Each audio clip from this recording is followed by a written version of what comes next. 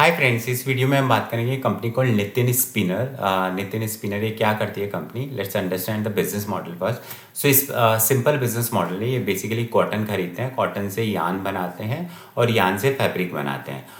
This is the pure business model as of now. अब वो जो फैब्रिक बनाने के दो तरीके होते हैं, एक वूवन फैब्रिक होता है, एक निटिंग फैब्रिक होता है। ये दोनों बनाते हैं as of now. This is the basic business thing.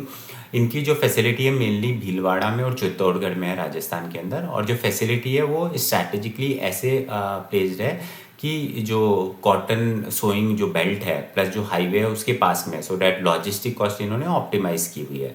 As far as revenue stack up की बात करें तो इनका जो करीबन अराउंड 60% सेल जो आता है वो एक्सपोर्ट से आता है, विच इज़ लाइक यूएस और यूरोप और दीज कंट्री।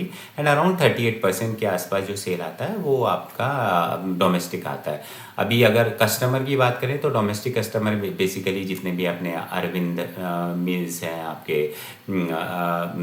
डॉनियर है, डी डी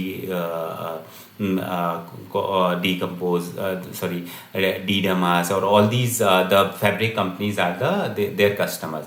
Whereas अगर मैं एक्सपोर्ट की बात करूँ तो एक्सपोर्ट में इनके कस्टमर है Zara, H&M and all those company. So and ये जो मेजर मार्की कस्टमर है, टॉप 10 कस्टमर है, इनके 25% सेल्स को कंट्रीब्यूट करते हैं। तो ये मतलब basically they are dealing with all the marquee customer. So this is something good. In terms of sales का स्टैकअप देखें तो यान जो है वो 73% इनका सेल है और 20% फैब्रिक है। तो बेसिकली इनका फर्स्ट लेवल बस वो कॉटन से यान बनाएंगे and that's where they are doing things. As far as financials की बात करें तो लास्ट 1 ईयर में या YTD 9 मंथ्स में they have not done anything great. मतलब अगर मैं Q3 के सेल्स की बात करूं तो it has gone down by 5% और YTD लेवल पे भी सेल्स 5% के आसपास डाउन है। एबिटा की बात करें तो Q3 4.3% डाउन है एंड 9 मंथ 8% डाउन है एंड पैट भी Q3 2% डाउन है एंड 7 मंथ। तो then why are we analysing this company? मतलब सब कुछ तो नेगेटिव है इसका क्यों? सो उसका रीज़न ये है कि one is obviously the textile sector, or as I said that there is a major exposure in export around 60%.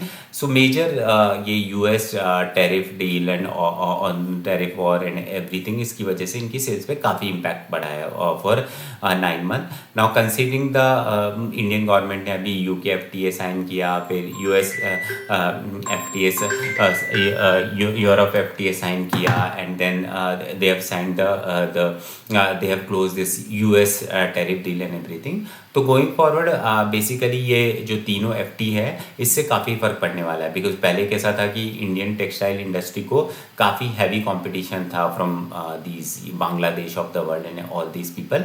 Now considering FTA sign हो गया है तो इससे इनको काफ़ी बेनिफिट मिलने वाला है। So that's one. Second is company धीरे धीरे अपने कॉस्ट लेवर्स पे भी काम कर रही है। तो बेसिकली उन्होंने सोलर एनर्जी लगा लिया है जिससे दे आर सेइंग कुछ 50 करोड़ के आसपास का उनको सोलर का बेनिफिट आने वाला है। Plus they have given the guidance that मोटा माटी 1 से 1.5% जो है उनका एबिटा मार्जिन इंप्रूव होने वाला है। तो बेसिकली अभी उनका 14% के आसपास एबिटा मार्जिन है। अगर 1-1.5% इंक्रीज होगा तो 10% की ग्रोथ वहीं से आ जाएगी।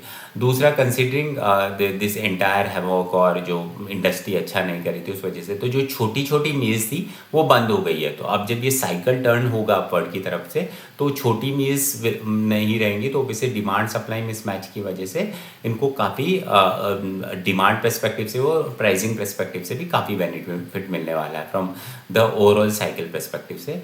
मोर ओवर मैनेजमेंट ने काफ़ी बड़ा इन्वेस्टमेंट किया है, 1150 करोड़ का। मतलब अगर कंपनी का टोटल मार्केट कैप देखूं तो 2000 करोड़ है और उन्होंने जो कैपेक्स इन्वेस्ट किया है वो 1150 करोड़ का इन्वेस्ट किया है। और 1150 करोड़ का जो कैपेक्स इन्वेस्ट किया है उसमें what they are doing is they are putting the facility of spinning and then weaving and then उसके बाद में उसकी प्रोसेसिंग एंड डाइंग वगैरह की। They are not putting their focus on knitting now because knitting का उनका major exposure था कुछ 3 से 4% जो वो US में था। Now they are playing cautiously US, so they don't want to put anything on the knitting probably, and ये जो इनका स्पिनिंग एंड जो वोविंग स्पिनिंग वीविंग एंड जो प्रोसेसिंग वाला जो पूरा कैपेक्स है वो समटाइम में FY 27 में पूरा कंप्लीट हो जाएगा, तो वहाँ से उनका पूरा अपसाइड आने की बात है। तो essentially basically what management is trying to do is, one is textile cycle will turn obviously because this US trade deal has closed, then your UK and US FTA. Second, they have invested in the growth capex and everything.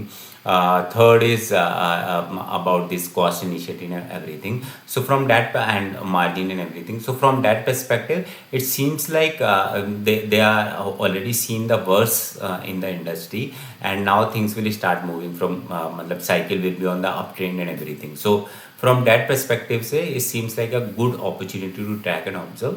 No buying and selling recommendation. Thank you.